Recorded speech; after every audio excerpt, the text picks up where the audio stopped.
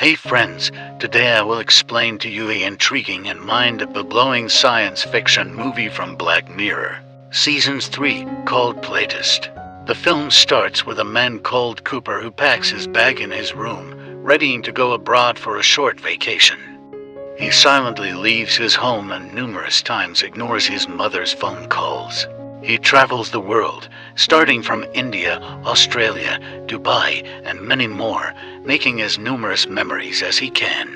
In London, he feels jealous seeing a couple kiss in front of him. Thus he installs a dating app and starts peeking for girls until he finds a young woman named Sonia. That night, he meets her, who turns out to be a technology journalist. In a bar where he reveals his real purpose of traveling around the world is to get away from the family home. They go to Sonia's place and they have fun together. Cooper's mom unexpectedly calls him again, but he keeps ignoring the calls for unknown reasons. Cooper later explains that his father died from Alzheimer's disease last year and he is not even close with his mom. Because of that, he feels it's the best way to leave the house. At some level, Cooper understands that he has to go back to America and intends to buy a ticket. Unfortunately, he is unable to access his bank account. He calls the customer service, but the man informs him that he finds numerous unidentified transactions and his bank account has been drained. He becomes desperate and has nowhere to go, therefore he goes back to Sonia's place. Sonia welcomes him warmly.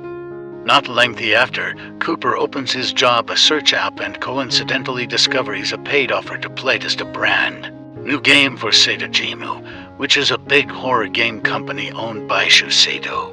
Sonia then takes Cooper to the company's HQ. In the building, Cooper is mesmerized with one of Sato's game posters and shortly after, he is approached by Katie. She guides Cooper to the experiment room. Nonetheless, before they enter the room, Katie orders him to hand over his phone and then turns off the phone. Before they begin the experiment, Cooper signs an NDA, but he finds that the signature page is missing. As Katie leaves the room, he instantly turns on his phone and takes a picture of Black Case, then sends it to Sonia. After Cooper agrees to the terms, Katie installs the device and implants a tiny device called Mushroom to his neck. Afterwards, she commences the experiment, but unexpectedly his phone rings as he forgot to turn it off again. The installation process went well, causing Cooper to be able to see things. The gopher projection gradually becomes more detailed and Cooper even endeavors to play whack-a-mole with it. Katie concludes that Cooper is ready for the real experiments and escorts him to Sato's room. Sato claims that the game will be the most personal survival horror game in history because it's artificial. Intelligence will adapt and automatically adjust the game's flow based on the player's tremendous fears. The company's owner then uploads some data to Cooper through the mushroom. After that, Cooper is taken to Harold's house where the real experiment will take place. There, Katie tells Cooper that his main mission is to stay as lengthy as he can while his activities will be monitored in the control room. She gives him an earpiece to maintain communication with Katie. She informs him that the emerging things won't harm him as they are just a projection. After Katie leaves him alone, Cooper explores the house where he ultimately finds a bottle of wine. He is amazed with the craftsmanship of the house's stuff while keeps talking to Katie through the earpiece.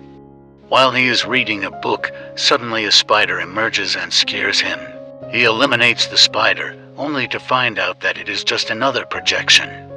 A few minutes later, the light unexpectedly flashes and he realizes that a figure somehow appears in the painting of the house.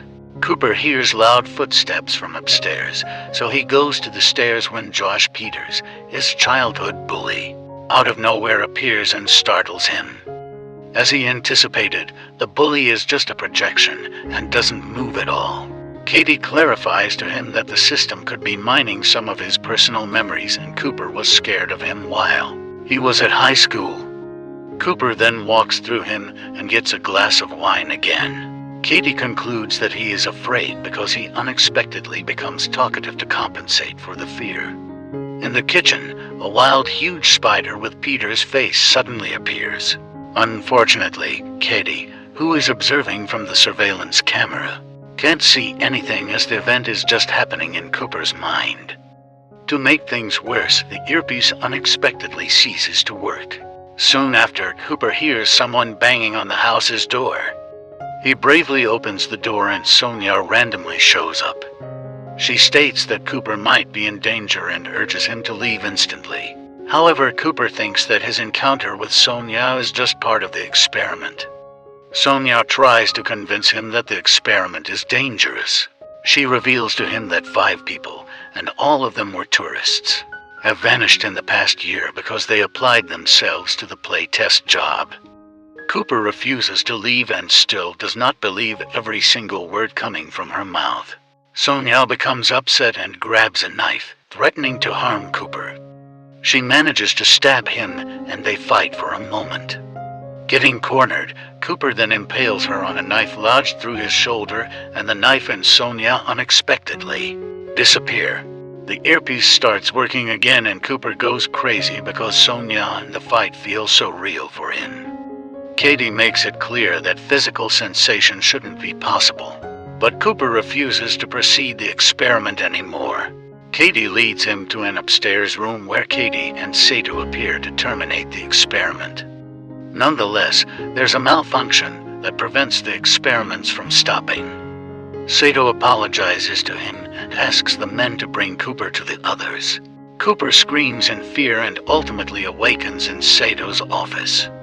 Katie instantly removes the mushroom while revealing that the experiment only lasted for 1 second. Afterwards, Cooper flies back to America and returns to his house, only to find that his mother can't even recognize him anymore and is still attempting to call her son. The scene then shiftings back to the very first experiment room where Cooper repeatedly yells for his mom as the mushroom kills him because the phone suddenly rings. Sato comes to the room and they conclude that the phone's signal interfered with the upload process, causing all of Cooper's synapses in his brain to light up at the same time and killing him in less than a second.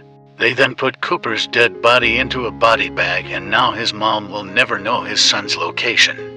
And the end.